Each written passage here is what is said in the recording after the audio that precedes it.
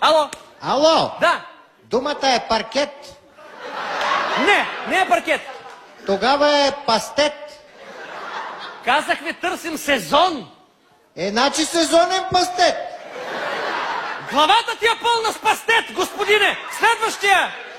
Значи, така като разсъждавам, думата е или лято, или есен, или зима. Не. Изпуснахте един сезон. Кой е той? Изпуснахте. Кой е той? Да, значи зима.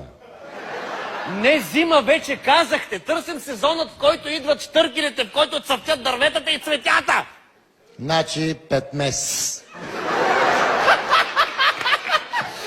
Господине, бе! Абе, какво говорите, бе? Добре, явно този сезон няма да познаете. Верният отговор, ще ви трябват много сезони, за да се сетите кой е този сезон. А наградата, припомням, е уикенд за двама в хотел пролетен сезон, който не е на братовчет Местаной, както ви споделих. Следващия зрител, слушам ви! Ало! Думата е Павлета Джурова. Поздравлявам Павлета Джурова относно дебютното й дете.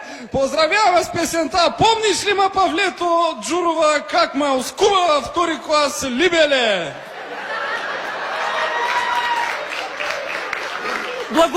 Благодаря за дългото обаждане. Напълно нормални ми зрителю. Ще продължим нататък. Сега поздравите, разбира се, ще ги предам на въпросната Павлета. И така, следващия зрител. Ланга-лунга, Т. Какъв е сезона? Ало? Да. Думата е полтергайст.